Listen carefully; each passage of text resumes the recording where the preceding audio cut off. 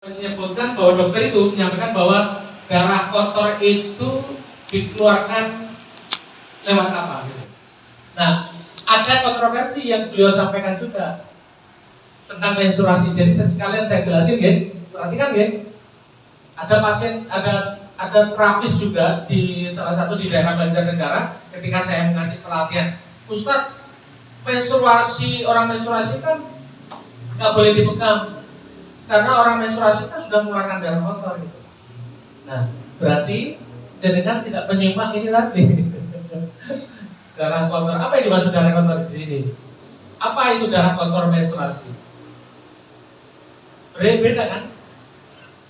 Saya ceritakan. Menstruasi, orang menstruasi, perempuan ketika masa subur dia akan memproduksi namanya sel ovum, sel telur, ovum namanya, menempati ovarium. Usianya sekitar 20-an hari.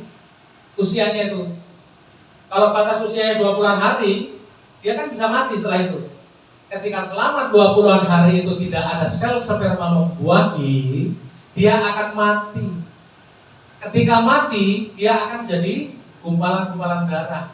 Karena tempat kandungan atau ovarium ini tempat yang mulia, asal muasal kita manusia ada di situ, maka Allah menciptakan ruangan atau ovarium atau kandungan itu adalah tempat yang sangat bersih.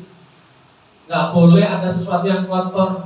Maka ketika sel ovum tadi mati, dia keluar lewat menstruasi. Beda nggak dengan darah kotor yang di sini? Beda. Maka boleh nggak pertanyaannya orang menstruasi dipegang? Ya beda, boleh. Boleh. Perlu. Karena beda. Masalahnya ini kadang itu pendapat itu. Dokter kan sudah mengeluarkan darah kotor, oh nggak tambah lemes. Nah itu balik lagi. Berarti jadinya nggak nyimak materi saya. Darah bekam itu hanya mengeluarkan darah kotor saja, nggak ada darah bersih yang keluarnya. Kalau kita membersihkan rumah ya, metodenya apa? Dua. Ustadz, saya akan bersihkan rumah jenengan. Saya tanya, metodenya pakai apa? Pakai vasdu donor darah atau pakai bekam? Vasdu sama donor darah sama ya? Atau bekam? Maaf, Ustaz Mas, tolong. Ustaz, ini ada ini yang mau ngirim untuk bersum.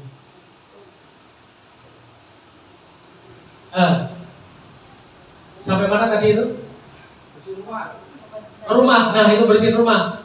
Metodenya apa? Kalau pakai metode vasdu atau donor darah, maka sampahnya akan dikeluarkan, perabotannya pun juga akan dikeluarkan. Oke? Yang tidak manfaat dikeluarkan, yang manfaat pun juga dikeluarkan. Itu vasdu atau donor darah. Darah kotor, darah bersih dikeluarkan. Tapi kalau bekam, pakai metode bekam, bersihkan rumah tadi, hanya sampah saja yang dikeluarkan. Kira-kira jenengan pripun rasanya kalau rumahnya dibersihkan sampahnya saja? Lega rasanya, enak ya, enteng seger itu. Nah itu. Jadi jangan ada asumsi bahwa ketika bekam itu mengeluarkan darah nanti menyebabkan lemes gitu. Itu psikologis itu lemesnya itu karena takut. Jadi enggak salah itu. Bekam ini jelaskan ke pasiennya. Kenapa pasien itu sampai lemes? Gara-gara psikologis sebenarnya, ketakutan. Ketika aku belum pernah ya, aku takut ya bekam itu. Jadi kan jelasin itu bahwa bekam hanya mengeluarkan darah kotor saja, bla bla bla dan sebagainya itu tadi. Maka pasien itu akan paham itu. Makanya saya ketika nangani pasien itu jarang sekali itu saya itu langsung Pak mau bekam dia mau silakan, saya langsung bekam. Enggak, saya lebih awal-awal itu ngobrol dulu, bisa sejam 2 jam, sampai semalaman. Pernah saya suatu ketika bekam pasien itu dari habis sekitar isak sampai jam 11 malam cuma ngobrol kok, jelasin itu, belum lama itu. Karena bagi saya itu sekali lagi ilmu ini penting, gak puas itu. Pak Bu, kamu kan ya, maaf ini yang kadang itu kita menonjolkan keterampilan, tapi tidak menonjolkan suatu pengetahuan. Gini, berdasarkan penelitian, perhatikan ya, psikologis, penelitian. yang menyebabkan kesembuhan pasien itu 80% itu psikologis loh. 20% itu adalah terapinya, obat, tindakan terapinya. 20%, 80% itu adalah psikologis. Aku kalau nggak ditangani dokter itu nggak sembuh. Psikologis itu. Dok, saya kok periksa kok cuma dikasih obat dok, nggak disuntik. Psikologis itu. Psikologis itu. Obat itu ketika dipublish, dijual, diresepkan itu terakhir diteliti itu harus dibandingkan dengan efektivitas namanya obat placebo. Placebo itu obat dewa. Semua penyakit itu sembuh dengan obat namanya placebo itu. Tapi dengan cari di apotek nggak dapat placebo itu. Sampai jadi standarnya obat-obatan ketika obat itu mau diresepkan, dijual, harus dibandingkan dengan obat placebo dulu. Tahu nggak obat placebo itu apa? Di pasar-pasar malah ada. Ada pasar lilian, ada placebo. Dikasih nanti sembako, kasih jahe, dikasih placebo itu isinya ya, perhatikan ya, itu tepung, ditambah tepung, dicampur tepung, dicetak jadi obat. Pertanyaannya, apa manfaat tepung? Apa manfaat tepung? Kalau banyak kembung malah. Kok bisa tepung bisa menyebabkan orang itu sembuh? Ceritanya begini ya. Begini. Pak, ini loh obat, dikasih obat. Obat ini manjur Pak, bagus obat ini. Pasiennya bagus, harapan terhadap obat itu bismillah, minum, sembuh dia. Psikologis, faktor psikologis gitu. Padahal obat itu kan kosong, obat kosong, namanya placebo. Oke, psikologis. Maka jenengan itu penting, itu perlu tambah pengetahuan. Makanya nanti di audio saya didengarkan lagi, terus PDF saya nanti dibaca-baca lagi, dikasih catatan. Nanti kita diskusi di grup WA gitu loh. Tambah nanti jenengan itu, ya maklumatnya, tambah informasinya, sehingga biasakan jenengan itu diskusi sama pasien. Kalau nggak bisa, udah Pak ada pertanyaan yang nggak bisa, sebentar saya tanyakan ke Ustadz saya misalkan gitu, silakan gitu.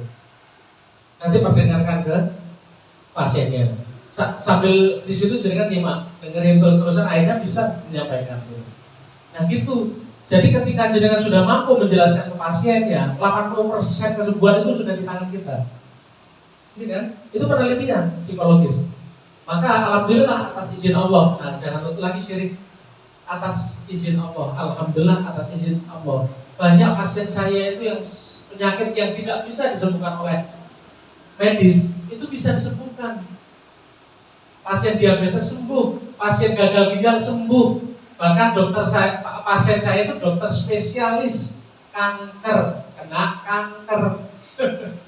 Saya bekam sampai nangis beliau itu. Orang dokter kanker, kena kanker nggak mau kemo. Lucu ya, lucu bapak tadi itu. Tuh, tapi nyaranin pasiennya kemo Pak, dengan nurut. Lah dokter aja bekam. Apa yang disampaikan oleh dokter tadi itu? Mas Ustadz, manggil saya Mas Ustadz. 2 kali bekam kemarin itu. Saya tes PSA saya. Jadi tes PSA itu adalah tes melihat aktivitas dari sel kankernya. Selama ini naik terus itu sel kankernya itu, PSA-nya naik terus. Ketika dibekam 2 kali, PSA-nya stuck, berhenti, nggak berkembang lagi sel kankernya. Karena apa? Ya saya kan ketawa aja gitu loh, senyum aja itu loh. Nah, dokter kan bisa menjawab bisa jawab sendiri kenapa itu. Makanannya sel kanker itu apa? Radikal bebas, darah kotor tadi itu loh. Lah darah kotornya udah dibuang sama kita. Terus dapat asupan dari mana? Dapat makanan dari mana sel kankernya? Nggak ada. Makanya orang yang kanker juga silakan dibekam. Bekamnya berapa kali kan? Seminggu sekali. Sampai kapan Ustaz? Sampai nanti kita jelasin. Diabetes seminggu sekali. Itu bisa buka dan sama atau harus lain tempat? Seminggu sekali. Seminggu sekali di tempat yang sama, terutama titik sunnah dan titik organ itu yang bermasalah. Nanti kita matanya belum. Gitu. Seminggu sekali, loh Ustaz katanya bekam itu nggak boleh sering-sering, kata siapa?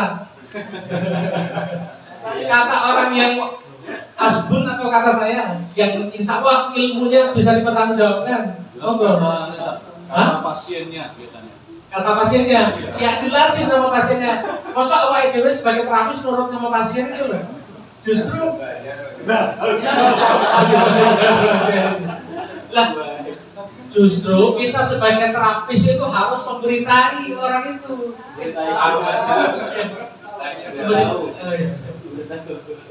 Kan menghargai berarti memberikan harga kan gitu loh.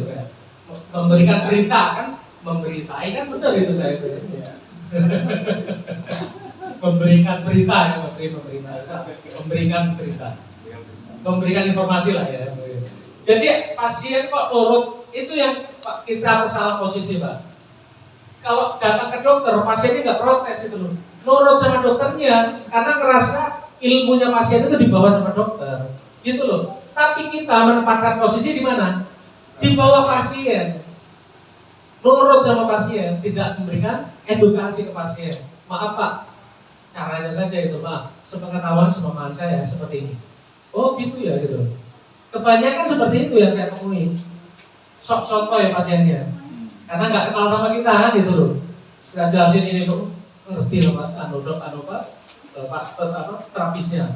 Iya, saya ngomongin, saya S2 kesehatan Pak gitu loh. Aduh selesai oh iya ya. Ya dianggapnya kayak terapis-terapis umum gitu loh, yang maaf ya ngomongnya itu juga kadang itu nggak yakin gitu.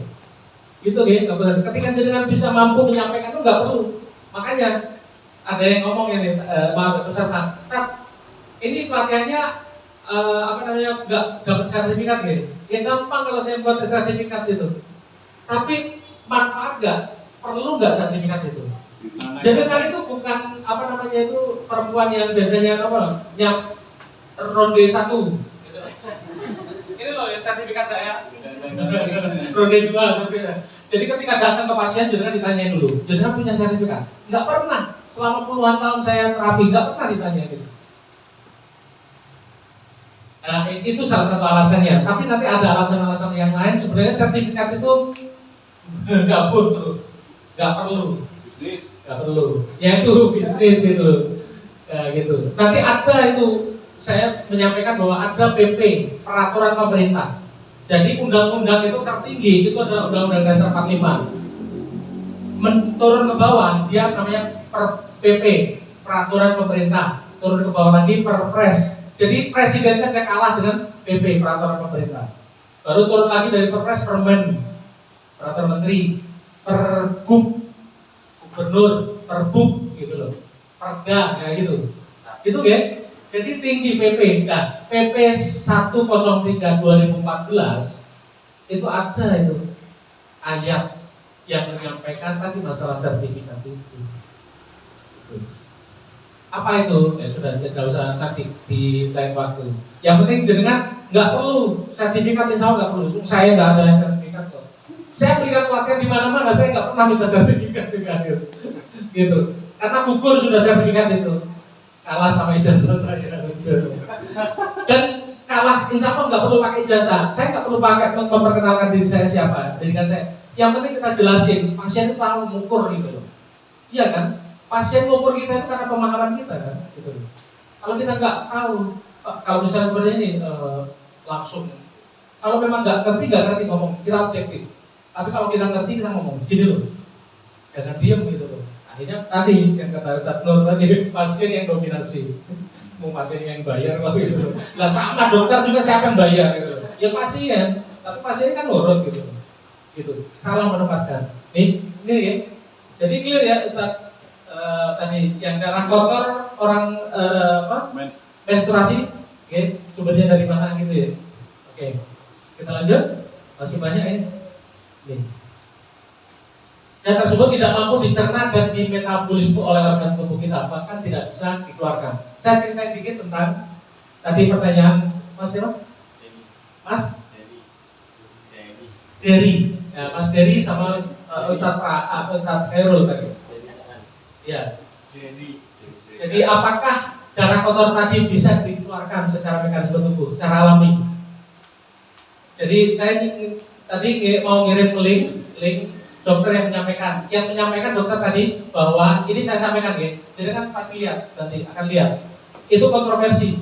Dokter itu menyampaikan bahwa perempuan itu lebih beruntung dibanding dengan laki-laki. Karena apa? Perempuan itu menstruasi, sementara laki-laki enggak. Di mana menstruasi itu akan mengeluarkan darah kotor, dianggapnya darah kotor ini salah, darah kotor. Sementara laki-laki tidak ada jalan keluarnya. Kalau dianggapnya darah kotornya itu adalah ini, menstruasi mengeluarkan ini, berarti asumsi kita ya. Berarti namanya perempuan pasti lebih sehat dibanding dengan laki-laki. Mana keadilan Allah? Kita harusnya tuntut sama Allah. Allah nggak adil gitu loh. Kok laki-laki nggak menstruasi juga gitu loh? Gitu. Kan gitu. Secara data saja. Coba lihat bukti angka kejadiannya. Perempuan itu tidak lebih sehat dibanding laki-laki, sama saja. Perempuan juga diabetes, perempuan juga stroke, perempuan juga jantung. Cuman perempuan nggak hipertrofi prostat aja gitu. Kan nggak mungkin beda gitu loh alatnya. Prostat kan khusus untuk laki-laki gitu. Gitu ya. Jadi yang disampaikan oleh dokter tadi itu di video yang tadi akan saya share itu menyampaikan gitu. Perempuan lebih beruntung karena darah kotor itu bisa keluar lewat itu. Tapi berikutnya beliau menjelaskan darah-darah kotor tadi atau cairan interstisial secara penelitian hanya bisa dikeluarkan lewat bekam. Jadi kontroversi kan tadi, katanya darah kotor bisa keluar lewat menstruasi. Tapi sisi lain beliau ngomong hanya bisa lewat bekam. Nah, salah gitu. Itu mempertegas bahwa darah bekam itu bukan mengeluarkan cairan interstisial atau darah kotor. Darah kotor sel darah yang mati saja, ovum yang mati tadi. Gitu kan? Paham ya? Oke, kita lanjut. Manfaat bekam. Bekam tadi ada 3 tahapan: cuping, pungturing, cuping. Dikop, dilukain, pungturing, dicuping. Ini tahapan pasti, standar, evidence-nya seperti ini. Nggak boleh berubah. Nanti ada ternyata itu di lapangan, dia langsung punturing, cuping saja, PC, dilukain, baru dikop. Sampai diteliti di 29 negara, perbandingan antara PC, punturing, cuping dengan CPC, ada penelitiannya. Sampai Amerika, Rusia, negara Inggris, Belanda dan sebagainya ikut terlibat penelitian itu. Bahwa bekam itu harus cuping, punturing, cuping. Kenapa? Pak Bu, kenapa jawabannya? Nah kalau tidak dilakukan cuping tadi itu, apa manfaatnya tadi cuping? Apa efeknya tadi? 2, mengumpulkan darah kotor, merusak sel kulit, mast selnya rusak sementara. Ketika mast sel rusak sementara, keluarlah serotonin, histamin, bradikinin, seluruh reaktif substan yang ternyata efek-efek itu luar biasa. Nanti saya ceritakan. Bentar. Nih, literatur manfaat bekam, peningkatan sirkulasi darah. Jadi kalau ditanya, Mas, Pak, Mbak, Ibu, manfaat bekam apa? Meningkatkan. Jadi jelasin itu secara ilmiah gitu loh. Pak, Bu, manfaat bekam itu meningkatkan sirkulasi darah dengan 2 cara. 1, mengeluarkan darah kotor. Yang kedua, melebarkan pembuluh darah. 2. Jadi ya, dengan cara membuang darah kotor, melebarkan pembuluh darah. Manfaat yang berikutnya, meningkatkan sistem kekebalan tubuh, imun. Kok bisa imunnya naik? Tadi itu loh, ketika mast sel rusak sementara, maka tubuh akan mengeluarkan zat-zat aktif. Pak Bu, maaf. Tubuh kita itu tadi sempurna, kata Allah. Quran surat, masih kan? At-Tin ayat 4. Bahwa manusia itu adalah makhluk yang sempurna, sungguh sempurna gitu. Dimana kadang zat-zat akibat kita itu harus dirangsang, Pak Bu. Harus keluar, ketika keluar itu harus dirangsang. Contoh, maaf ya, kalau kita beberapa jam di jalan, pinggir jalan, kira-kira demam banget, kepanasan. Makan di pinggir jalan kemungkinan bisa diare. Oke, beberapa menit di jalan, ketika mungkin ikut demo Palestina misalkan gitu, udah kedinginan, udah gemeteran, sudah agak meriang, capek rasanya. Tapi jadi tahu nggak anak-anak di pinggir jalan itu? Pang anak pinggir jalan itu berjam-jam dia itu di pinggir jalan, makan nggak perlu cuci tangan, makan aja gitu loh. Saya pernah melakukan penelitian lapangan ketika ngambil S2 di TPA, tahu nggak TPA? Bukan taman pendidikan, bukan tempat pembuangan akhir sampah. Ketika saya meneliti sampah itu, ada kubangan sampah yang sudah digaruk itu di dalam itu, ternyata dulu banyak orang itu ngambilin sampah-sampah itu, milah-milah itu. Saya melihat seperti asap hitam gitu, Pak. Saya perhatikan lebih dekat itu, ternyata apa? Lalat saking banyaknya itu kayak asap itu. Dengan enaknya mereka itu pas siang itu makan aja, buka nasi bungkus itu, habis garuk sampah itu, makan di situ. Diare nggak mereka? Enggak, karena imun muncul situ. Awalnya diare, sama seperti anak-anak kita yang pinggir jalan itu loh, kepanasan dia itu.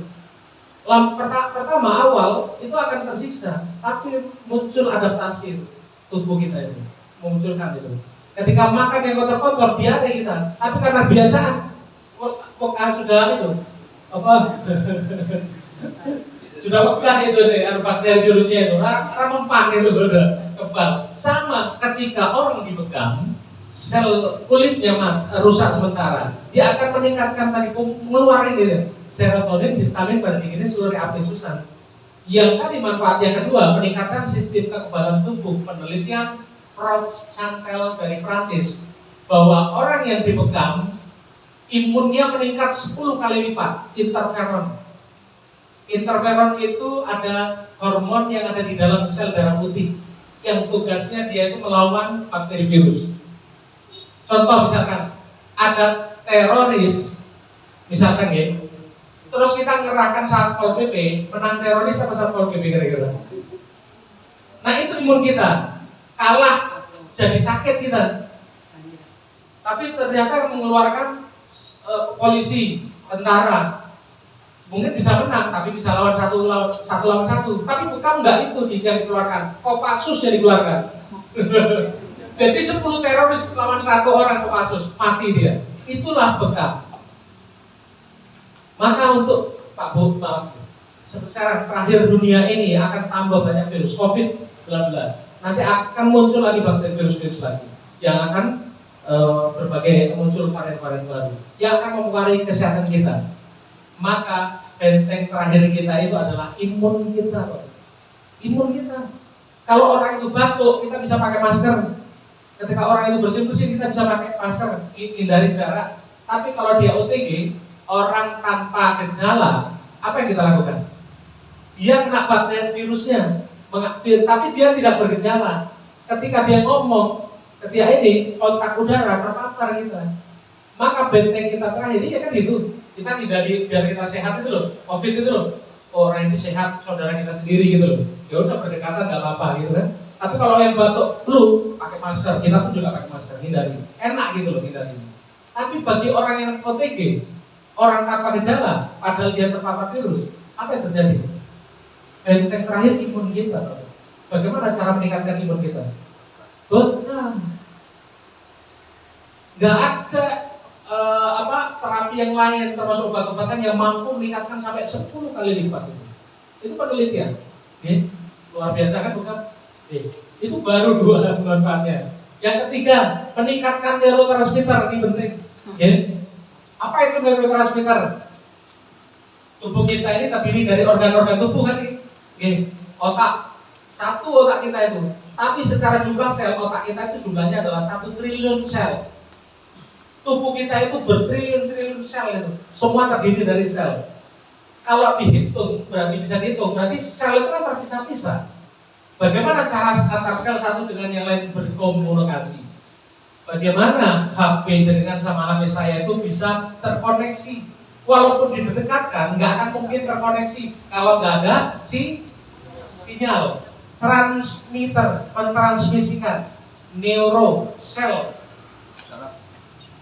Saraf neuro itu mana? Neuronnya, inti selnya. Kalau neuro, ya dokter neuro saraf beda jadinya. Oke, contoh ini peran neurotransmitter.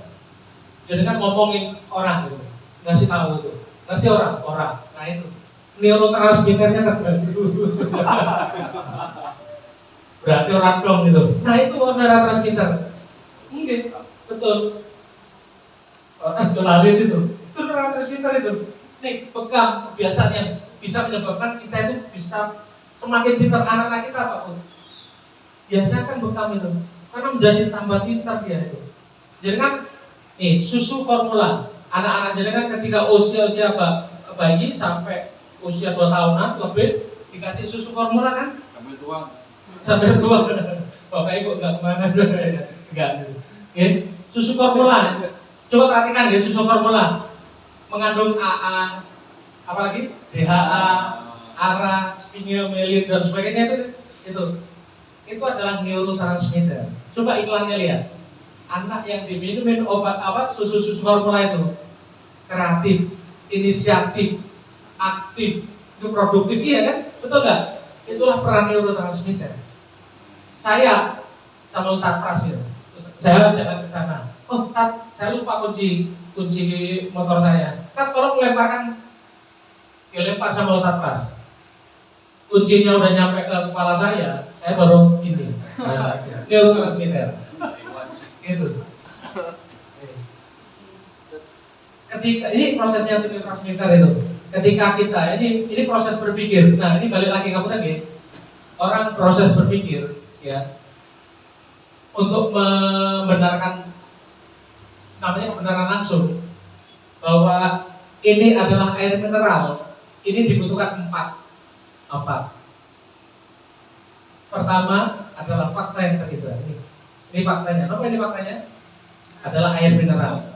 Yang fit misalkan ini ya. Syarat pertama adalah ada faktanya. Ini faktanya. Yang kedua ada indranya. Mata kita yang menangkap fakta itu. Okay? Yang ketiga ada otak. Ada otaknya yang memproses. Yang keempat ada namanya informasi sebelumnya. Okay? Atau maklumat asabiko. Okay? Saya menunjukkan sesuatu kalau informasi jaringan tidak tahu sebelumnya, jaringan kan pasti nggak tahu. Oh, foto itu gitu. Maka 4 syarat itu jaringan bisa berpikir. Ketika ada fakta ini ditangkap oleh indera, maka indera akan mengirimnya ke otak. Otak akan memproses, mencari database informasinya. Oh, itu air mineral. Kalau saya ngomong ini sosis, jaringan ngomong apa? Ini sosis, jaringan apa? Ngomong. Salah. Kenapa kok salah prosesnya? Karena jaringan lihat fakta yang terindah dari mata, termasuk dari pendengaran. Saya ngomong sosis itu. Oke. Jaringan proses ke otak jaringan. Ternyata informasinya bukan itu sosis, berbeda dengan faktanya. Itu prosesnya. Nah itu perlu peran namanya neurotransmitter. Sepersekian detik itu diproses. Tambah pintar, makanya orang yang atlet suruh bekam. Okay. Itu ada saya itu kasus pasien stroke memori lupa gitu. Jadi ketika saya bekam itu, masya Allah itu. Awalnya itu komunikasi sama saya itu lama. Jadi ketika dapat informasi, ya diterima oleh telinga dia, terus diproses di otak memerintahkan mulutnya untuk menyampaikan gitu kan. Tapi proses itu lama, neurotransmitternya terganggu. Itu, okay? Setelah saya bekam, besoknya saya ajak ngobrol langsung spontan. Iya, semua itu kayak gitu. Okay. Terutama di titik di leher, di al-ada ini. Semua sunnah itu dipegang. Kalau bisa di kepala. Nanti kita ada ini. Ada ininya gitu. Titik-titiknya gitu. Ya. Setelah itu saya minta bekam beliau itu seminggu sekali gratis karena saya panggil di di masjid. Saya pinjemin, saya punya, kan beliau ternyata nggak bisa baca. Bukan nggak bisa baca, ternyata kena memorinya lupa sudah. Nggak bisa baca Al-Quran. Insya Allah. Terus akhirnya saya pinjemin Iqra yang pakai e-pen. Jadi nggak perlu lagi alif jalan segitu ya. Ini belum sampai sebulan, masya Allah itu saya tanya, Pak, pripun baca bahasa Arabnya? Apa jawaban beliau? Yang sering saya itu sampaikan ini di berbagai penelitian itu, pelatihan saya sampai perinting itu, jawaban beliau, alhamdulillah wes oleh 2 juz. Masya Allah sudah dikasih Iqra malah bablas karena bukan proses dia belajar dari awal, hanya mengembalikan memori saja gitu. Itu luar biasa bekam itu, masya Allah. Medis bisa nggak? Lama bertahun-tahun pikun itu. Jadi akhirnya Alzheimer itu, sama istri lupa, sama lupa gitu loh, sama hutang lupa gitu. Padahal sama hutang lupa itu nggak perlu stroke, nggak perlu gitu. Normal aja juga lupa, bisa itu. Kan gitu. Nih, Bapak Ibu yang saya hormati nih, ketika dibekam ada luka bukan? Maaf, ketika dibekam ada luka bukan? Ketika kita luka ini, kadang kita garuk atau kena bisa infeksi bukan? Bisa infeksi. Ini satu luka, saya pernah kejadian di lutut saya, itu luka sampai bolong. Jadi ketika saya tekan, itu nanahnya keluar tuh bau busuk sampai kelihatan tulang kering saya. Ya, tulang ini. Kaki, lutut ya, di lutut itu.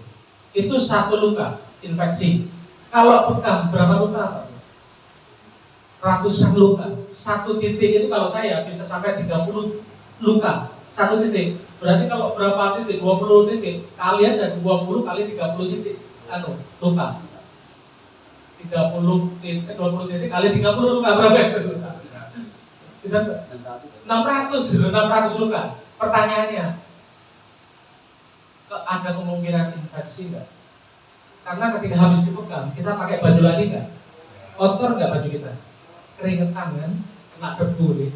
Maka potensi kena infeksi besar. Tapi Allah menyediakan manfaat yang berikutnya dari bekam. Masya Allah, meningkatkan kortikosteroid bekam itu. Apa itu kortikosteroid? Anti radang, anti inflamasi. Masya Allah, luar biasa itu. Walaupun jenengan lakukan bekam di pinggir jalan, tempatnya itu nggak steril, nggak akan pernah borokan itu punggung itu yang tempat di bekam itu. Tuh, Allah itu menyediakan sebegitu lengkapnya itu loh, syariat itu. Nggak ada kelemahan di sisi apapun itu. Akhir. Masya Allah. Nah, jenengan kurang apa gitu loh dari bekam itu loh. Jenengan mau deketin pengobatan konvensional, dokter itu loh. Pak, banyak sisi kelemahannya.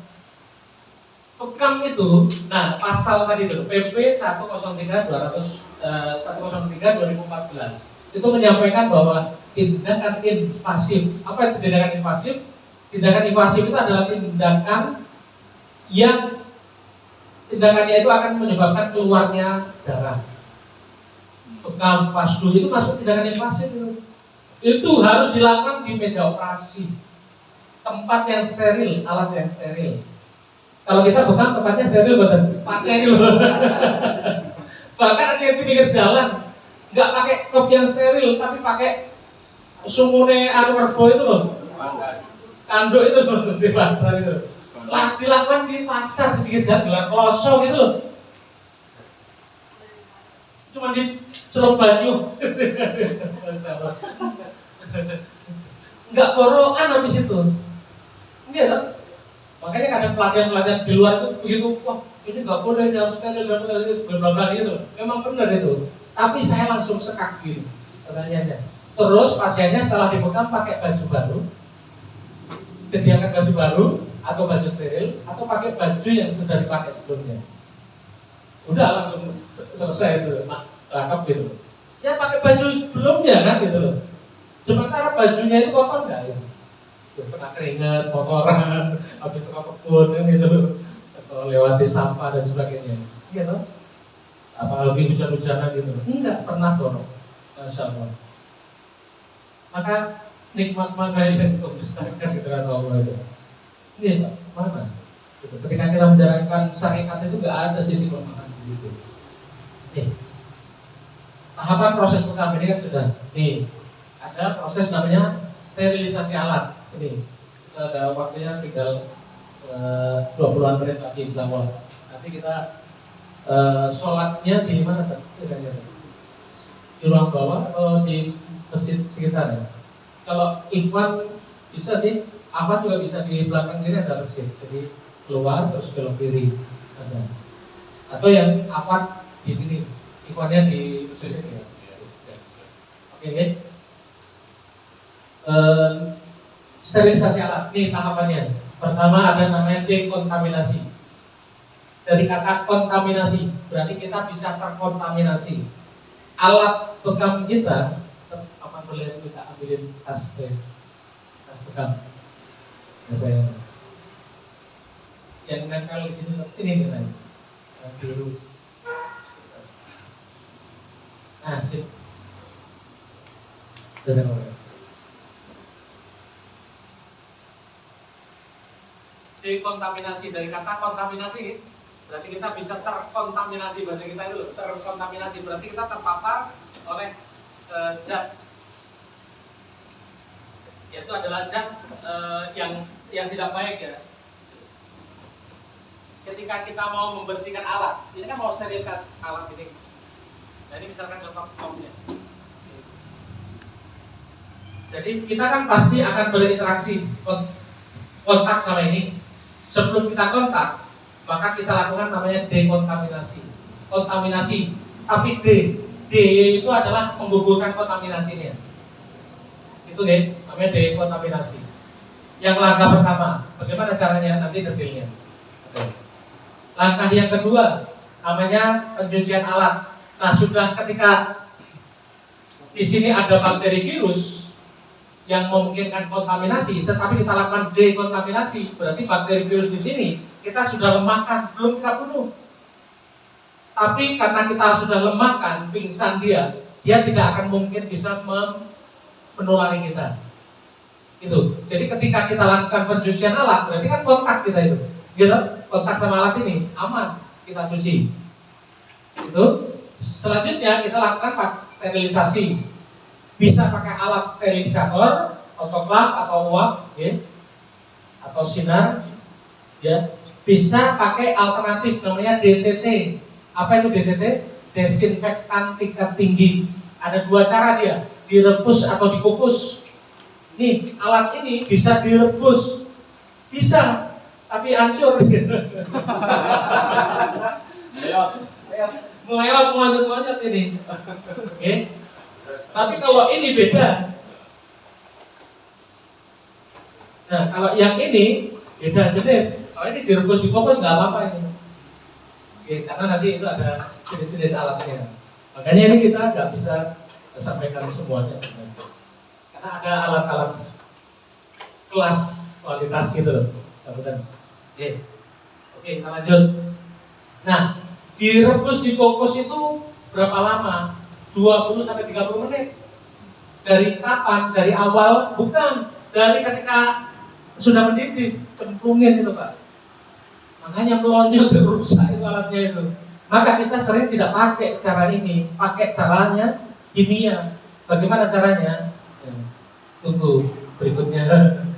Nah, setelah kita lakukan DTT pakai cara kimia, nanti kita detailnya kan belum detail semua ini. Ya, dibilas dengan air panas atau air matang. Kenapa? Karena ini pakai zat kimia. Malah justru nanti zat kimia akan terserap di tubuh kita. Ya kulit itu loh, gitu. Tadi karena sifat kulit tadi absorpsi kan, nyerap. Bahaya malah. Jadi untuk menetralisir zat kimia agar tidak lengket ke situ, monggo gurita masuk saja. Itu maka harus dibilas dengan air panas atau air matang. Betul. Yang kelima, pakai Waalaikumsalam warahmatullahi wabarakatuh. Pakai antiseptik, pakai semprotan alkohol 70 sampai 90%. Itu. kok pakai harus antiseptik lagi Ustaz gitu. Nah, ketika pakai proses dekontaminasi sudah tidak teraktivasi ininya, bakteri virusnya udah pingsan, dicuci, terus disterilisasi pakai kimia DTT, tapi ternyata ada spora. Spora itu sejenis bakteri kuman yang ternyata dindingnya itu tebel. Ini jadi kan bingung mana spora itu apa kan gitu. Nah, ini kita ngomong bahasa mikrobiologi ya. Jadi ternyata itu tidak mati ketika DTT ini, matinya pakai antiseptik, pakai alkohol. Maka setelah selesai itu tadi disemprot ini, dibilas air panas, dimasukkan ditutup wadah kedap udara, sebelumnya disemprot alkohol dulu, kayak gitu ditutup, biar muat akan membunuh spora yang tersisa. Nah ini langkah-langkah spesifiknya. Nih, proses dekontaminasi adalah membuat objek mati sementara sebenarnya itu, sehingga lebih aman ditangani. Nah, menginaktivasi, jadi ini maksudnya menginaktivasi, menurunkan HBV. Ini apa? Hepatitis B virus. HIV apa? Human Immunodeficiency Virus, tetapi tidak membasmi. Jadi dekontaminasi itu untuk melemahkan virus saja. Gitu. Sehingga ketika kita cuci peralatan medisnya itu akan aman kita, tidak terbakar. Peralatan medis dapat dan permukaan harus didekontaminasi segera setelah terbakar darah atau cairan tubuh. Caranya rendam alat dengan larutan klorin. Ibu-ibu paham itu klorin itu apa?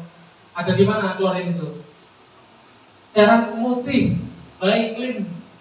Tuh, Baiklin. Direndam pakai klorin selama 10 menit. Klorinnya 0,5%. Caranya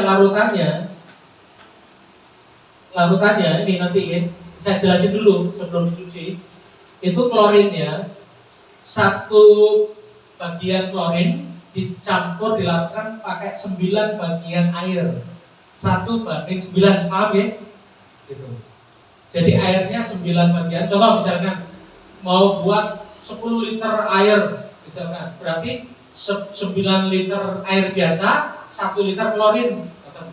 Habis kan pakaian gitu loh maksudnya. Nanti diatur mau dengan. Yang penting pembagiannya 1:9.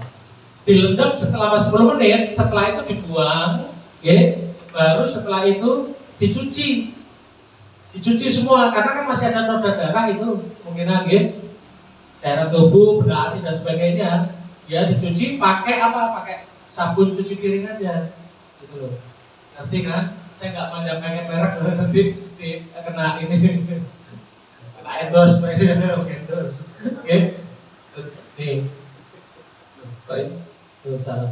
Nah, sterilisasi alternatif kita pakai DTT yang ini, nih.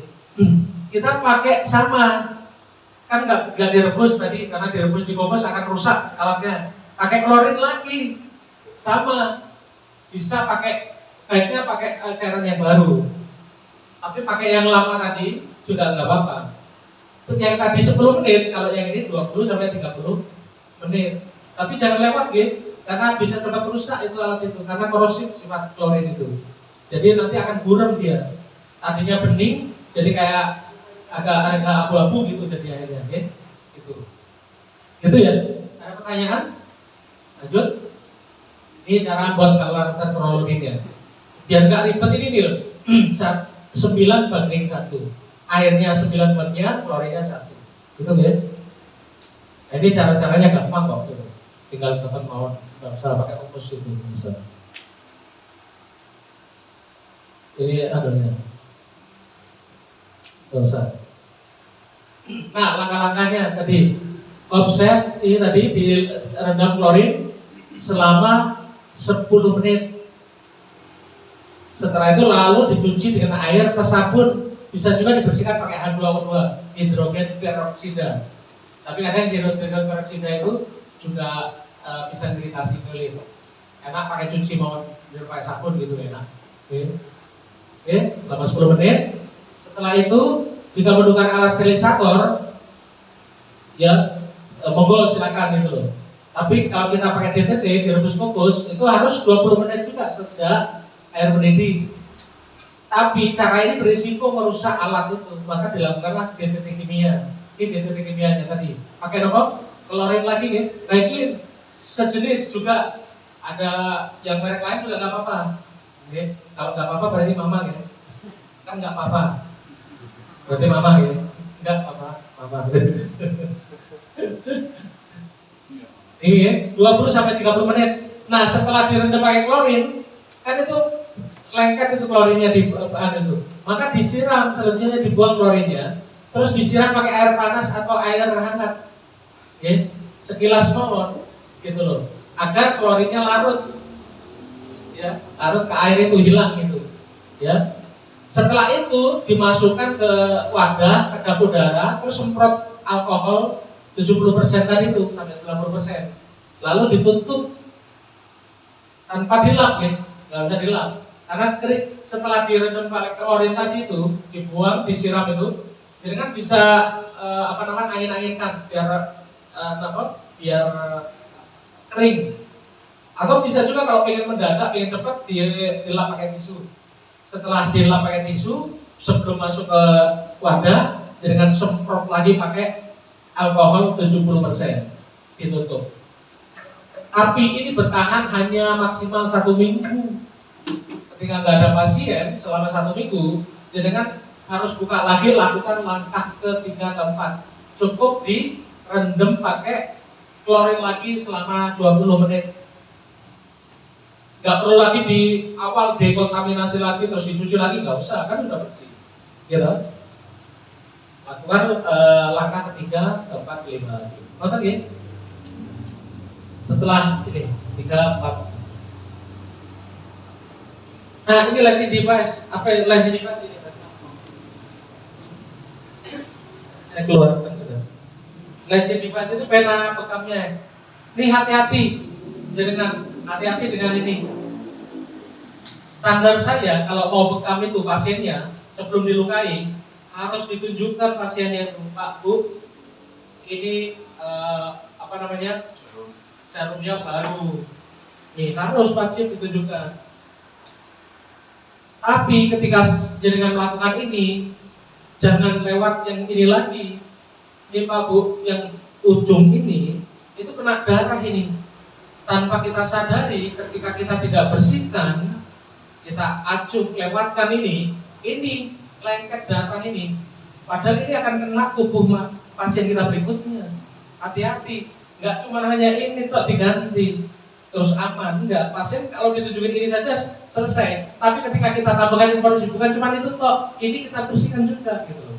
Pakai alkohol, dilap seperti itu. Oke, baru itu namanya insya Allah perfect sudah bagus. Ada pertanyaan? Lanjut. Sarung tangan handphone bisa dipakai misalkan ya.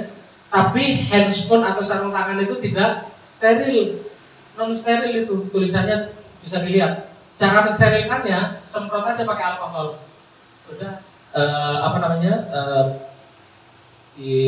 dilap-lap diratakan ya, diratakan gitu. Itu tunggu beberapa saat sampai mengering baru kita lakukan. Nah, apa bekam ini sekarang? Ini tadi cuping di kop seperti ini, okay? Minimal 5 menit. Nah ini namanya prinsip tadi yang saya sampaikan. Masih ingat cerita tadi peserta pelatihan saya, Ustadz, pasien saya pingsan. Tuh, kenapa kok 5 menit? Dalam proses 5 menit ini apa yang terjadi tadi ketika di kop pertama? Mengumpulkan darah kotor, gitu? Kalau kurang 5 menit apa yang terjadi? Belum ngumpul semua. Bahkan masih terbuka itu darah bersihnya. Ketika dikeluarin, darah kotor, darah bersih ikut keluar, nggak otomatis ngunci dia. Akhirnya apa yang terjadi? Perdarahan pasiennya itu keluar darah terus. Lebih hati-hati lagi, maaf. Jadi kan pernah, atau mungkin pasien-pasien terapis ini yang bekam ya. Ada nggak pasien itu menangani? Kita ya terapis ini nanti menangani pasien yang minum obat pengencer darah. Orang kena stroke, iskemik, jantung, minum obat pengencer darah, obat antitrombotik namanya itu. Tuh, maka ketika dibekam berpotensi dia itu perdarahan terus-terusan. kalau tidak pakai prinsip ini. Tapi ketika pakai prinsip ini, walaupun dia pakai minum atau minum obat pengencer darah, tetap tidak tertahan. Keren. Jadi gini Pak Bu, kalau orang minum obat pengencer darah, pengencer darah, maksudnya itu bukan pengencer darah enggak, faktor pembekuan darah trombositnya itu tadi dinonaktifkan. Jadi orang yang minum pengencer darah itu bukan tambah encer darahnya, enggak.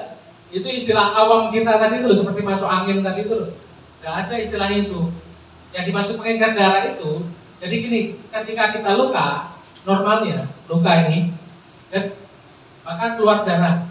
Ketika keluar darah, maka trombositnya itu akan aktif ya untuk menutupi luka tadi itu. Gitu loh. Obat pengencer darah untuk menginaktivasi trombosit yang akan menutup luka tadi itu. Karena apa? Pasien yang dapat obat pengencer darah itu, dia itu punya masalah penyumbatan pembuluh darah, ischemic stroke, jantung. Masalahnya apa? Penyumbatan pembuluh darah, agar penyumbatan tadi itu tidak bertambah gitu loh. Nambah gitu loh. Maka dikasihlah obat pengencer darah istilahnya. Maka pasien-pasien yang minum obat pengencer darah itu, kalau dia melakukan tindakan yang menyebabkan keluar darah, contoh gatal-gatal.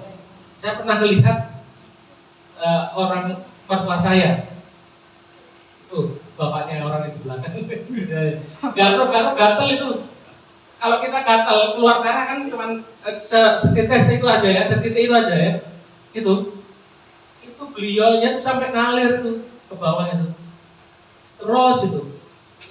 Orang yang minum obat pengencer darah ketika mau cabut gigi sama dokternya ditanya, jadi kan punya riwayat apa? Jantung. Oh berarti minum obat pengencer darah? Iya. Gak boleh langsung cabut. Hentikan dulu obat itu selama seminggu, baru datang lagi agar efek dari antitrombotiknya atau pengencer darahnya hilang. Berarti kalau orang mau bekam, tadi pasien tadi ya, yang minum pengencer darah harusnya berhenti sebelum bekam, seminggu sebelumnya itu harus dihentikan dulu. Tapi tidak berlaku loh bagi bekam. Keren. Nggak berlaku, nggak perlu langsung bekam saja. Maka otomatis darah bersihnya akan terkunci sendiri, Masya Allah. Dan itu melampaui ilmu fisika atau ilmu kesehatan kedokteran. Yang secara tadi matematika harusnya terjadi perdarahan, karena di bekam tidak terjadi perdarahan. Keren. Kok bisa gitu? Saya pernah diskusi sama dokter spesialis. Ya seperti itu mekanisme bekam itu. Nggak akan menyebabkan pasien itu perdarahan. Tapi hati-hati. Ada kejadian pasien di Jawa Timur dibekam di kepala, meninggal perdarahan. Karena apa? Nih, perhatikan ini. Apa yang terjadi? Orang itu minum obat pengencer darah, ini kemungkinan ya yang kita ini lihat di lapangan. Pasien itu minum obat pengencer darah, kayak dia stroke, dibekam di kepala karena belum 5 menit, belum terkumpul darah kotor sehingga terkunci. Ketika dikeluarkan, apa yang terjadi? Terus keluar darah bersih, darah kotornya juga ikut keluar. Maka nggak bisa nutup, dia keluar darah bersihnya, anfal, pasiennya meninggal. Untung pas keluarga pasiennya damai, tidak nuntut. Hati-hati. Maka Rasulullah mengingatkan kita itu, SAW. Kalian ketika mengambil suatu profesi ini, pengobat, terapis, maka kalian harus bertanggung jawab terhadap keilmuannya. Nih, jadi kan cuma tak saja melakukan ini yang saya ambil dulu. Ini, nanti kan saya share ini, jadi kan print, lakukan ini saja, jadi insya Allah aman. Karena ini sudah evidence base-nya, SOP-nya itu. Itu ya, hati-hati. Jadi jangan sampai ya itu tadi lepas dari saya garis bawah ini, saya tandain merah itu. Karena kejadian pas peserta pelatihan saya kok telepon dari kasus itu. Saya tanya berapa menit jaringan bekam pertama itu? 2 menit atau 2 menit, 5 menit. Maksimalnya ada? Minimal. Kalau maksimal malah berpotensi pasien satu nggak nyaman, tambah sakit, kedua bisa muncul blister. Nanti saya tunjukin. Blister. Jadi 5 menit, makanya timer itu perlu dengan waktu biar disiplin. Gitu. Oke? Oke, berikutnya namanya puncturing, perlukaan. Dengan dua cara, bisa pakai syarkoh, tahu syarkoh? Disayat. Pakai apa dia? Cangkul, bukan cangkul. Pakai pisau, bukan silet. Pakai pisau. Nih pisaunya pisau bedah. Saya tunjukin pisaunya. Aduh. Ini pisau khusus. Dan di zaman Rasulullah pakai pisau khusus itu. Memang bukan pisau dapur. Disayat. Enggak, tekniknya enggak gitu. Kalau nanti memang minat, nanti bisa usul kita belajar bareng pakai teknik syarkoh. Tapi akan lebih aman ketika jenengan lakukan pakai jarum saja, karena sudah terukur jarum itu. Itu kan? Kalau bisa pakai syarkoh, korean atau pisau bedah yang steril. Ini bisa dipakai cuma sekali, habis itu buang. It's possible. Ini cuma hanya contoh dan belum pernah dipakai. Kalau yang sudah pakai, saya buang. Ada yang pasien yang di syarkoh, ada memang pasien yang minta. Jadi kalau pasiennya nggak minta, kita arahkan pakai jarum saja, gitu.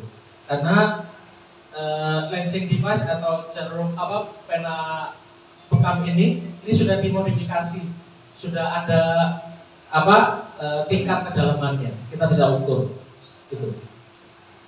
Lanjut, setelah itu baru dicumping lagi. Nah ini bukan saya, beda. Ini dicumping lagi selama berapa menit? Minimal 5 menit sampai 7 menit. Lebih 10 menit nggak apa-apa. Tapi tadi ada risiko ketika kelamaan terjadi blister. Apa itu blister nanti? Ini pokok dari prinsip terapi bekam, nggak boleh dilanggar ini. Ini nggak boleh dilanggar. Prinsip waktu namanya. Kalau waktu ini berubah kurang dari ini, otomatis manfaat tidak akan bisa maksimal didapat. Malah justru akan memunculkan masalah. Ada azan, kita tunggu azan lewat terus kita lanjutkan balik ya. Kita nggak harus jamaah sama masjid, tapi kita buat jamaah sendiri kan nggak apa-apa ya. Oke, biar kita tuntaskan ya teman-teman. Nanti terakhir ada salah satu ini panitia yang ke depan untuk contoh bekam sekilas. Ya teman-teman tahu gitu. Ada teknik yang memang harus teman-teman itu pakai karena itu baik. Tunggu selesai yang mau makan tinggal ini dikit lagi ya. Sekitar nggak sampai 30 menit lagi kita cepetin. Ya. Yang penting prinsipnya ini sudah. Berikutnya ini titik sunah Pak Bu. Nih perhatikan ya titik sunah. Jadi menentukan titik itu ada 3 sebenarnya. 3. Yang pertama adalah titik keluhan, bebas. Pasiennya mau keluhan dimanapun, misalkan itu keluhannya ini kanker, kantong kering maksudnya, bekam di pantatnya misalkan, nggak boleh, nggak apa-apa. Sakit ngilu di kaki, silakan dibekam di situ, nggak masalah. Sejauh di situ tidak ada luka, tidak ada luka terbuka. Ya, dimanapun boleh. Yang nggak boleh di tempat luka terbuka, terus di tempat yang terbuka-buka, misalkan bekam hidung nggak boleh, mulut, mata itu nggak boleh dibuka. Bahkan dibuka maksudnya ada lubangnya. Jadi selain itu boleh dimanapun boleh, di kepala boleh. Ini titik utama umumogis atau ala roksi namanya. Nih Rasulullah menyampaikan Shallallahu Alaihi Wasallam berbekam di titik ini bisa menyembuhkan lebih dari 178 penyakit. Masya Allah. Itu penyakit apa Pak? Dokter spesialis saja yang paling pintar. Dok, tolong ini ada kertas tulis 178 penyakit yang jangan tahu. Ayo, lolos kalau profesor. Nggak bisa, nggak mampu. Tapi Rasulullah bisa. Padahal zaman Rasulullah tidak ada penyakit sebanyak itu Pak. Limoy susah nyebut itu. Tapi kok bisa menyebut 178 penyakit itu? Luar biasa. Maka dibekam di titik ini itu loh adalah titik utama. Titik utama itu Pak Bu. Ya, jadi kalau pasien-pasien saya itu saya saya cukur dulu sesuai dengan tadi kop yang ukurannya itu sesuai. Gitu. Gak usah semuanya digundulin gitu loh. Apalagi yang enak itu paling enak itu perempuan. berhijab misalkan ya, pakai khimar itu, pakai jilbab itu, enak gampang itu loh, budak padahal itu. Tapi kalau laki-laki ya harus pakai kopiah kayak gini guys saya. Di sini ada landasan ini, banyak landasan. Tempat untuk dibekam. Karena itu luar biasa Pak Bu. Di bekam di titik ini saya menjalankan praktek terapis bekam sampai saya buka klinik selama beberapa tahun saya belum pernah dibekam di kepala. Tapi ketika saya itu dibekam di kepala, masya Allah, itu rasanya itu lupa hutang. Lupa kita itu punya kepala itu lupa. Maksudnya itu nggak ada beban sama sekali itu, masya Allah. Saya itu gini loh, sampai itu heran, saya mengibaratkan. Kalau kita itu Allah kasih kebahagiaan, kesenangan, dapat rezeki, dapat kabar kegembiraan, senang itu, rasanya itu kayak seperti itu loh dibekam di kepala itu. Rasanya itu kok hilang itu loh, beban gitu. Tapi utang masih, utangnya masih. Jadi rasanya gitu. Ternyata titik ini berkorelasi dengan titik di mana ilmu medis itu menyebut di sini adalah pusat persyarafan. 13 syarat pusat di sini sama dengan bekam itu titik pusatnya. Kalau kita dulu anak-anak kita itu ya, itu embun-embun itu. Jadi ukurnya itu di puncak telinga, tengah-tengah atau telinga paling atas sama tengah ini, antara telinga satu dengan yang lain ini samping seperti itu. Tengah. Ambil maju sedikit, sekitar 2 cm, maju dikit. Nah di situ posisinya itu, keren itu, enak banget itu, sudah biasa. Makanya saya setiap bekam itu hampir selalu di kepala. Dan saya bekamnya seminggu sekali. Kenapa seminggu sekali? Karena saya hampir tiap hari ketemu pasien. Terkadang kita nggak tahu pasien itu sakit apa dan berpotensi menulari saya. Maka saya akan jadi agent penular dari pasien lewat saya ke pasien yang lain. Ketika saya berbekam seminggu sekali, maka imun saya naik. Ketika saya terpapar bakteri virus dari pasien, maka diselesaikan oleh imun saya. Maka ketika saya ketemu sama pasien, aman, insya Allah. Itu ya. Makanya kenapa saya seminggu sekali, bukan karena sakit gitu. Karena kantong kering sebenarnya. Sakitnya cuma itu. Gitu. Yang kedua adalah ini manfaatnya lebih dari 170 penyakit. Kedua adalah al-kahil, ini di titik punuk Du14 kalau di TCM, Traditional Chinese Medicine. Gampangnya gini, ini bahu paling atas ambil, nih antara leher dengan paling atas punuk itu, ambil di situ. Ini posisinya persis di sini. Tetapi nanti teman-teman jenengan yang terapis senior itu ternyata maaf, ya mungkin juga Ustadz yang pernah ikut pelatihan itu harus diturunkan dua jari. Maaf, salah itu. Salah besar. Siapa kira kok melanggar aturan Gusti Allah gitu loh, menggeser. Kalau menggeser itu kira-kira manfaat ini al-kahil, manfaatnya lebih dari 70 penyakit bisa disembuhkan. Al-kahil titik ini jangan baca. Ini lebih dari 72 penyakit bisa disembuhkan titik itu. Kalau bergeser kira-kira manfaatnya dapat nggak? Kira-kira itu kemungkinan meleset. Karena ada beberapa alasan itu yang itu akhirnya si dedengkotnya terapis bekam di Indonesia ini itu menyampaikan turun 2 jari karena ada keluhan-keluhan. Padahal selama puluhan tahun saya praktek nggak pernah yang terjadi keluhan itu.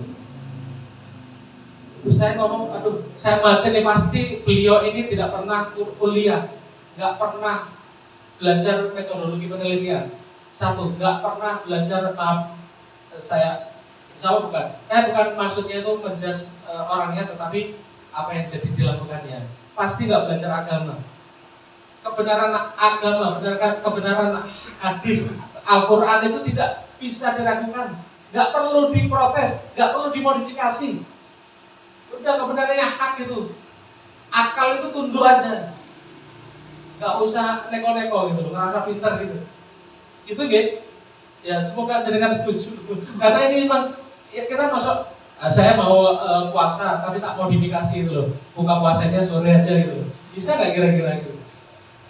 Lah nggak bisa nyalain syariat gitu. Sama seperti ini, titik itu sudah ditentukan ini. Maka titik menentukan titik itu ada 3 tadi ya. Jadi titik keluhan, kedua titik yang berkorelasi dengan organ tubuh. Jadi kan harus apa nanti itu saya share nanti insya Allah. Organ tubuh, jantung di mana, paru-paru di mana gitu loh. Kalau ada keluhan di situ berarti antem titik itu. Tapi di sini lihat ini paru-paru, ada nggak titik sunahnya? Nggak ada. Jantung, nggak ada. Hati, nggak ada. Pankreas, nggak ada. Ada cuma ginjal aja, ginjal, alwarik namanya. Baru terus kaki. Kok bisa? Gitu. Karena memang ini adalah sebenarnya titik utama, itu berkorelasi semua. Tapi terkadang orang itu tidak marah kalau nggak pas titik itu, gitu loh. Jadi posisi pertama adalah keluhan, titik keluhan ya, itu paling rendah titiknya. Udah ikutin aja psikologis biar pasiennya itu nyaman. Kedua titik yang sesuai dengan organ, jantung keluhannya, ya hantam di jantung dirinya, sudah. Tapi yang ini yang paling tinggi kedudukannya. Maka setiap bekam harus diambil semua titik ini. Ya mungkin yang kepala ini yang ada adalah harus dicukur, orangnya takut dan sebagainya gitu. Tat, itu di kepala apa kan banyak saraf di sini Tat. Apakah enggak nanti menyebabkan banyak resiko dan sebagainya gitu. Nah itu tadi kita enggak tunduk sama Al-Quran hadis itu. Kita itu kayak seolah-olah otak kita itu lebih dibanding Al-Quran hadis itu. Ya semenjak saya gini Pak, kulit itu lapisannya ada 3 lapis, epidermis, dermis, subkutis. Bekam ini di situ aja gitu. Ketika dibekam nanti kulitnya itu akan jadi tebal kan, gitu. Maka ketika dilukai itu tidak akan sampai kena jaringan di bawahnya aja enggak, kena otot, kena apa enggak gitu. Jauh gitu, aman termasuk di kepala. Itu Allah itu sudah sudah begitu ngatur, sudah sempurna tanpa ada kelemahan sedikit pun. Udah kitanya jangan sampai gitu loh. Yang ngikuti ya nggak tanpa dasar ya, bener ya. Gitu. Oke, ini kita lewat cepat aja manfaatnya. Ini titik sunnah berikutnya, ini nanti dibaca berikutnya aja ya. Kita lewati aja cepat. Nah, SOP bekam. Ini peralatannya kita kenalin. Ini alat kop bekamnya. Sudah lihat pasti kan? Namanya kop bekam. Nah, pakai tangan kiri ya saya. Ini alat bekam. Terus lensing device ini tadi pena, jarum namanya lancet ini jarum tadi. Terus ada sarung tangan, handscoon ada di dalam saya tunjukkan. Sudah jelas pasti tahu. Masker, minyak zaitun, ini minyak zaitunnya. Atau bisa pakai minyak batu sauda atau but-but boleh. Alkohol minimal 70% ya, jangan yang di bawah 70% ya alkoholnya. Terus apalagi tisu atau kasa steril dan kapas. Saya menganjurkan lebih banyak tisu sebenarnya, karena kalau kasa memang steril, kapas tapi nggak bisa nyerap darah ada. Terus tisu apakah nggak infeksi tadi? Itu loh ada garansi tadi loh. Manfaat yang keempat tadi itu. Dan tisu itu sama steril. Bacanya di sini itu. Facial tissue steril biasanya itu ada tulisannya. Insyaallah. Oke. Terus ada kantong untuk buang sampah limbahnya ya, darah, tisu atau kain kasar. Dan H2O2 ini namanya hidrogen peroksida. Ini fungsinya untuk apa? Dia untuk pembersih yang luar biasa ini. Untuk ibu-ibu sebenarnya harusnya tahu dengan ini. Jadi kalau misalnya ada darah di sini, yang akan dilap itu susah. Semprot ini cepat nempel di mana, bisa di bantal atau di apa, bisa bocor ya. Semprot aja pakai ini. Itu terangkat itu, bersih insya Allah itu. Ada paling nodanya nggak terlalu begitu banyak. Nggak lebih hebat dibanding deterjen. Itu fungsinya cuma hanya untuk pembersih. Sebenarnya ada manfaat antibakteri juga. Kita lewat. Ini ada kotak P3K kalau dibutuhkan ya. Ada di sini ada. Nanti saya tunjukin. Baju pasien kalau ada, kalau enggak ya pakai celemek terapisnya. Kalau ada, saya nggak bawa lupa. Oke. Poin yang 1, 2, 3, 4 harus steril nih. Kop, lensing, jarum kan pasti steril ini. Jarumnya disposable, sekali pakai dibuang gitu. Maka nanti di tahap-tahapannya itu yang penting itu. Setiap kali mau melukai pasien harus ditunjukkan kalau jarumnya itu baru. Ketika kita disiplin seperti itu, maka tidak akan pernah kecolongan kita. Yang bahaya itu ketika ternyata kita ini tadi jarum baru atau jarum lama ya? Akhirnya sok-sok kita kayaknya jarum baru deh. Ternyata pakai jarum yang lama, jarum bekas orang, itu bahaya. Nih, kalau alat pelengkap yang lain bisa bawa alat tensi, alat tes darah, perlang misalkan, ya saya nggak bawa semua ya. Oke, lanjut. Langkah-langkahnya ini, lakukan proses pendataan pasien, ditanya diagnosis. Caranya ini nanti di advance sebenarnya, mendiagnosis ini dengan cara anamnesis, pemeriksaan fisik dan tanyakan keluhan. Banyak cara untuk mendiagnosis, ada teknik-tekniknya, cuman nggak di sini diajarkan. Ukur tekanan darah, nadi dan sebagainya ini bisa boleh. Kalau jenengan nggak bisa nggak apa-apa, nggak usah. Ya, menjelaskan rangkaian pelaksanaan terapi dan jelaskan Pak, nanti dibekam, jenengan tidur. Saya sarankan tidur ya, jangan duduk. Kalau terpaksa nggak apa-apa duduk ya. Kenapa kok tidur? Karena bisa optimal, orang itu bisa istirahat. Kalau duduk, otomatis keseimbangan harus terjaga. Organ di kepala ini namanya hipotalamus. Dia bekerjanya menjaga keseimbangan dan mengatur suhu tubuh. Maka ketika ngantuk, kita harus tahan itu. Ketika dibekam, maka akan terjadi stres di situ. Melawan rasa kantuk dengan proses bekam itu, bertolak belakang. Maka harus tidur sebenarnya. Ketika tidur enak, mau bablas tidur ya udah, tidur aja. Selesai dibangunin, selesai ya udah. Lewat gitu. Enak gitu. Kalau nggak bangun-bangun tinggal ambil apa? Jawab nggak? Pun kalau saya meninggal dalam kondisi menjalankan syariat. Daripada keluar tabrak itu, nggak jalan syariat. Nah, pasien dan terapis dianjurkan untuk berwudu, bisa diarahkan untuk berwudunya gitu. Persiapan supaya intermen, ini alat-alatnya harus mudah dijangkau. Pasien dipersilakan posisi paling nyaman, duduk atau tidur, paling enak itu tidur. Terus baca niat, nanti saya share juga insya niatnya ya, kesehatan, untuk kesembuhan. Terus semprotkan antiseptik alkohol di area yang akan dibekam. Itu, tapi ini catatan ya, ini nggak harus dilakukan ini. Karena ketika ada luka disemprotin alkohol menjadi perih, nanti itu nggak nyaman pasiennya. Biasanya saya cuma nyemprotin ke tangan saya saja. Biar nanti ketika dilap ke pasiennya juga efeknya juga bisa. Atau terus yang penting tangan kita bersih, kita semprot dulu. Karena kita nggak langsung pakai sarung tangan Pak Bu. Tapi kita ada proses namanya itu diagnosis, palpasi. Tapi saya nggak nyampaikan di sini. Intinya bikin saja ketika jenengan nanti lihat punggung, nanti kita praktek ya, rasakan perbedaan suhu karena di punggung kita nanti akan berbeda suhu. Ini anyep, ini kok hangat, ini kok dingin banget gitu. Nah, nanti itu tanda ketika dingin atau anyep itu sirkulasi darah di situ nggak lancar. Ketika dibekam rasakan lagi hangat semua deh, keren. Itu bisa langsung dirasakan. Biasanya saya tunjukkan ke pasien langsung sama ke keluarga pasien, lihat ini dingin, oh iya, nanti setelah bekam lihat ini, oh bener hangat, gitu kan? Terus lumurin permukaan tubuh itu dengan minyak zaitun tadi ya, untuk diurut-urut, direlaksasi pasien biar nyaman. Langkah selanjutnya kenakan masker, sarung tangan, lalu basahi sarung tangan dengan alkohol, ratakan, ya baru mulai pelan-pelan hati-hati rumah di area sensitif. Jadi hati-hati mijat di area-area sensitif. Kadang di pinggang geli gitu ya. Atau misalkan ada yang luka sakit jangan sampai ini gampang kok. Nah, lakukan vakuuman.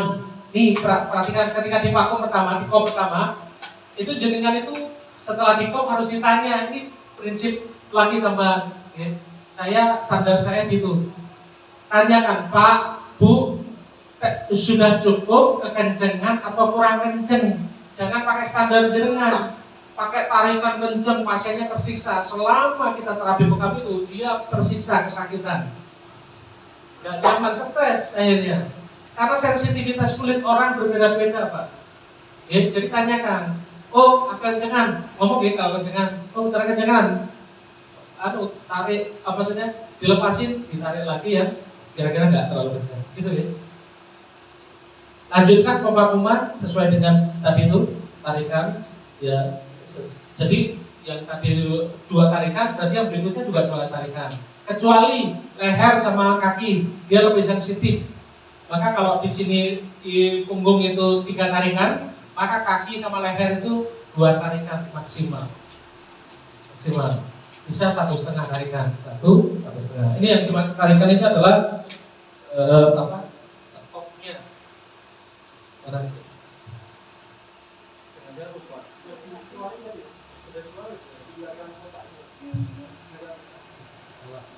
Nah ini tarikan ini 1, 2 gitu, atau 1,5 gitu ya, yang dimaksud tarikan. Ini selanjutnya kita bagi.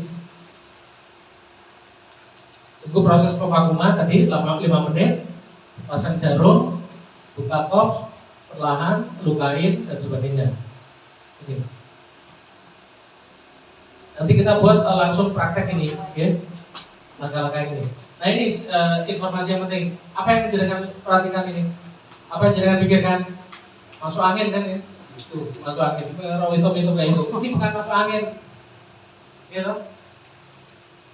Ini loh.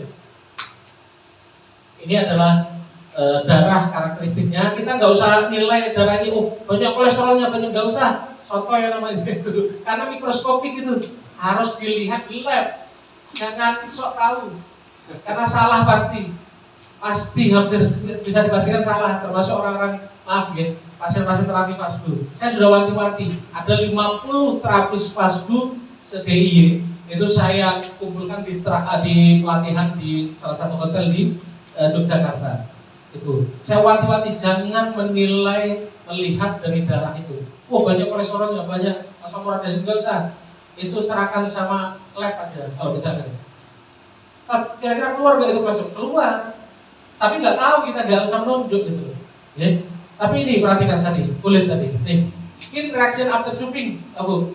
Nih, skin itu adalah kulit reaksi setelah chewing, setelah dibekam. Nih, healthy blood circulation, healthy itu sehat, blood darah sirkulasi. Nah, kalau dia itu warnanya merah biasa seperti ini namanya healthy blood circulation. Target kita itu adalah ini. Maka ketika tadi itu loh, gambarnya punggung tadi itu loh, ketika warnanya seperti ini berarti sehat itu, organ di sekitarnya sehat.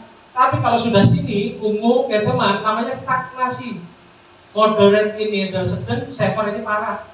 Stagnan, berarti tidak bergerak, berarti sirkulasi darah di situ itu tidak lancar. Berarti ada masalah yang akan muncul nanti kemudian hari. Atau saat ini, gitu. Pasien kadang nggak cerita sama saya, Pak, punya riwayat penyakit? Enggak, saya sehat tuh. Oh iya, ketika dibekam saya ngomong, Pak, jantung jenengan seperti ini. Apa itu stagnasi? Apa stagnasi jelasin? Iya, saya sudah pasang ring, Mas. Nah, tadi ceritanya enggak ngaku kalau sakit. Iya, kena dia, nggak bisa meleset. Ini adalah detoksifikasi dari bekam itu luar biasa. Bekam bisa melihat potensi kemungkinan masalah sebelum kita tahu.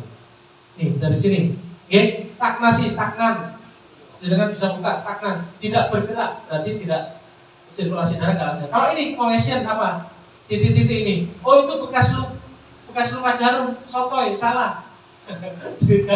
Karena tidak semua titik yang dilukain itu ternyata bertanda seperti ini. Berarti bukan bekas luka dari jarum, bukan. Karena congestion, apa congestion itu? Lihat di Google. Congestion itu adalah penyumbatan. Tuh, ada berarti pembuluh darah di sekitar situ ada mengalami penyumbatan pembuluh darah. Toksin, ada endapan toksin di situ. Itu ya. Ini purpura, blister, decreases. Nah, ini semua karena zat kimia ini. Nah, ini kalau ini kayak seperti kena knalpot itu. Ya, Ustaz pernah saya tunjukin gitu. Itu, Ustaz Nur pernah lihat. Ini blister. Jangan terlalu lama, jangan terlalu kuat tarikannya karena bisa memunculkan potensi ini. Walaupun itu bukan penyebab utamanya.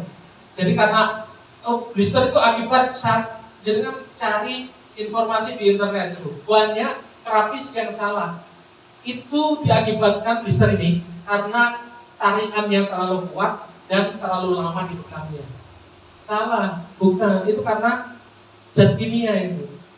Kalau karena terlalu kuat, terlalu lama, semua titik pasti akan mengalami blister. Tapi pada kenyataannya cuma 1-2 titik, gitu loh. Ini seperti kenal pot, Pak. Keluar gelembung air gitu loh. Itu plasmanya terjebak di situ. Gitu, oke? Jadi bukan kayak kenal pot, pernah tahu ya, kena air panas itu dan dia melendung. Nah itu seperti itu.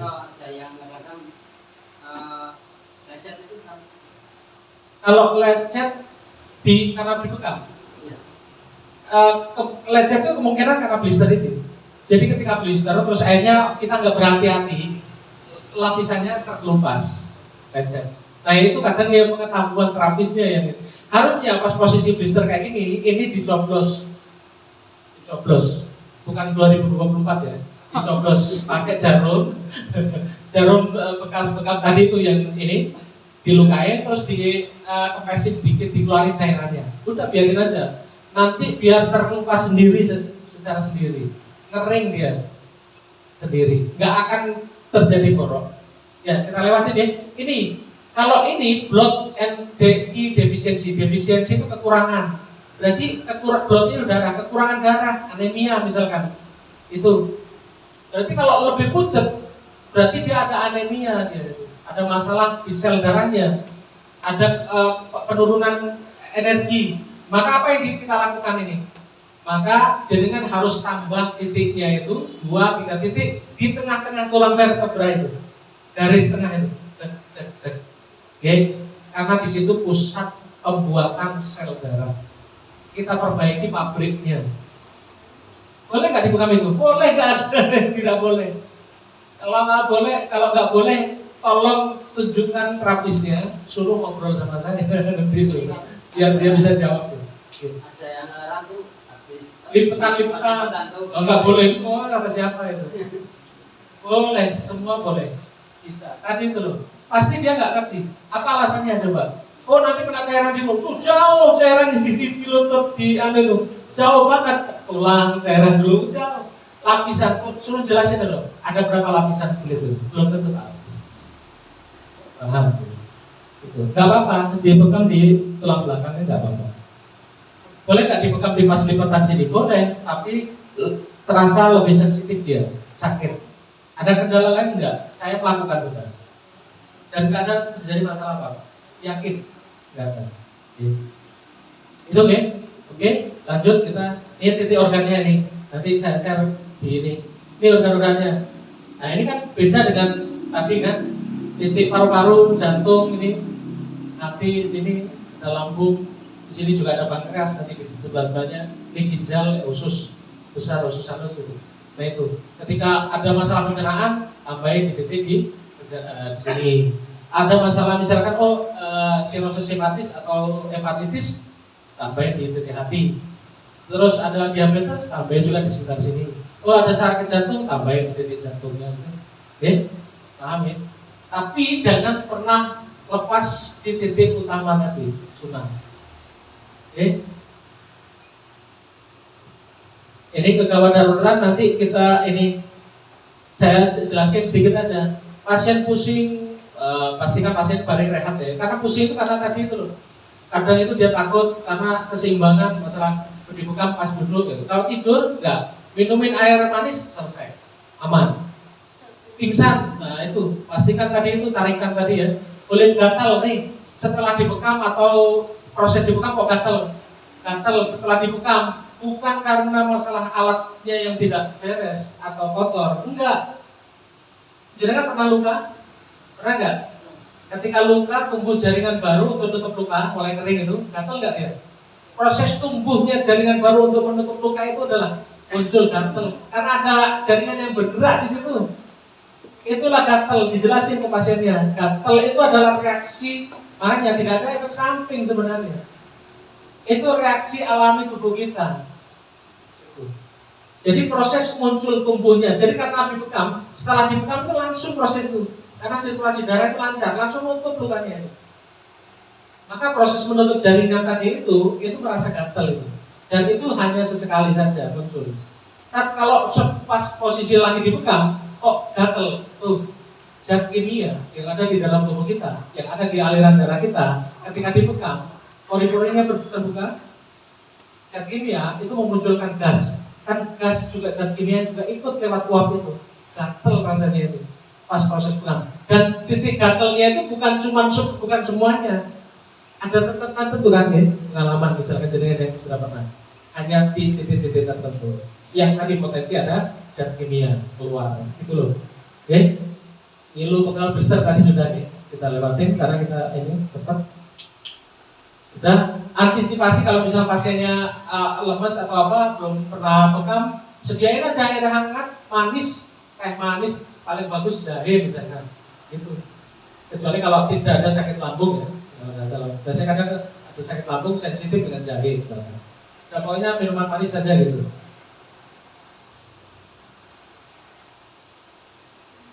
Nah ini pendarahan, kalau ada pendarahan, insya Allah saya nyiapin vitamin K. Vitamin K ini adalah faktor koagulasi, anti pembekuan untuk menutup, maksudnya itu untuk mengatasi perdarahan. Saya belum pernah selama 20 tahun itu belum pernah pasien itu perdarahan itu. Allah sudah menjamin itu tidak akan pernah ada sisi kelemahan dari bekam itu ketika kita menjalankan sesuai dengan aturannya. Ada sudah, nanti kita baca sendiri aja. Niatkan karena Allah, tawakal pada Allah.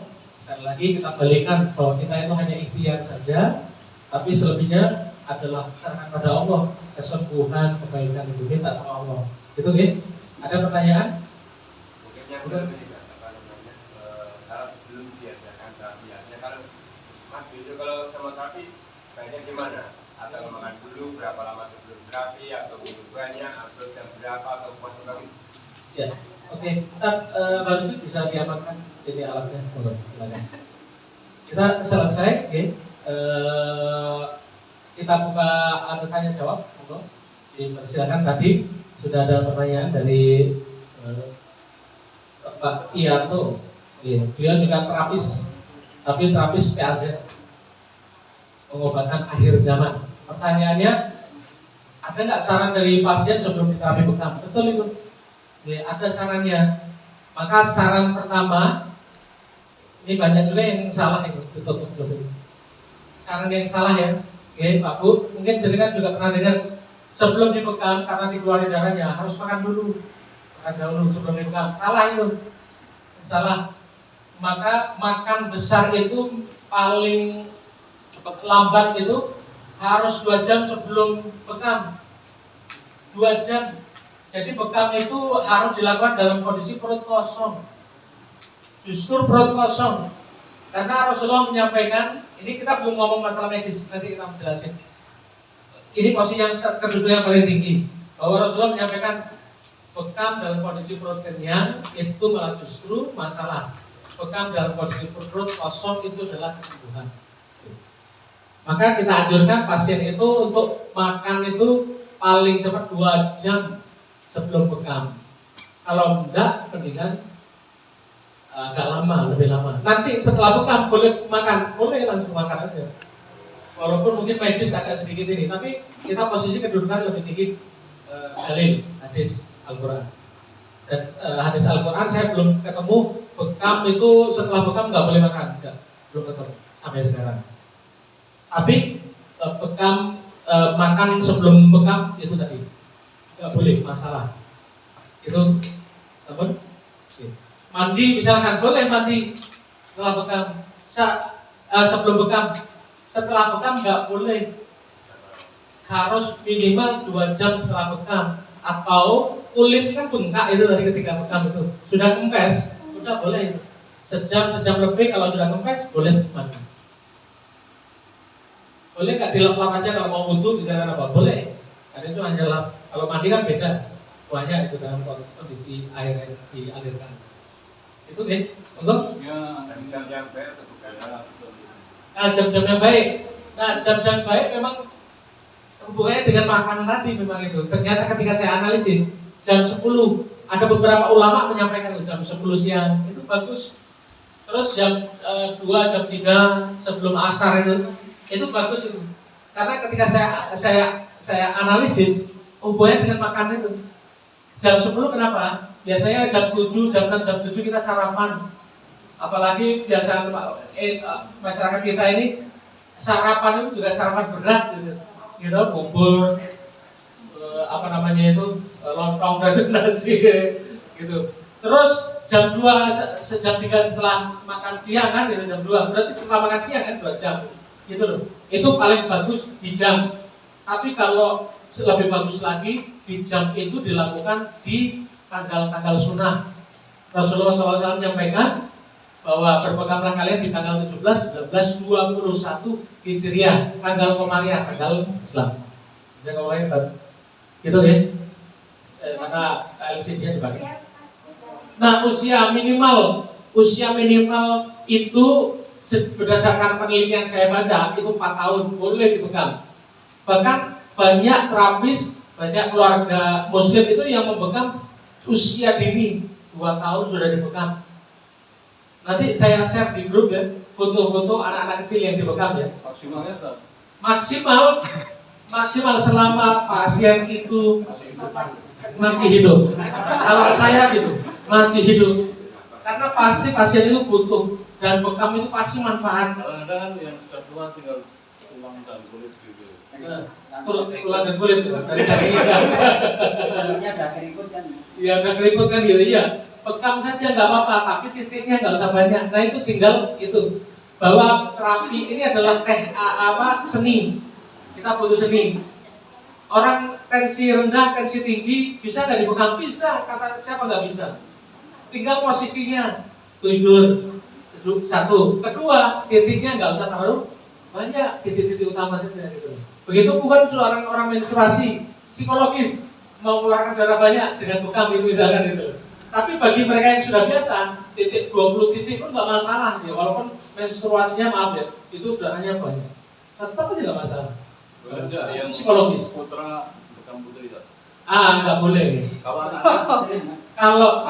Kalau anaknya, kalau istrinya itu nggak apa-apa. Kalau dia muhrim, ya istilahnya mahram ya, itu boleh ya? Boleh ya, itu.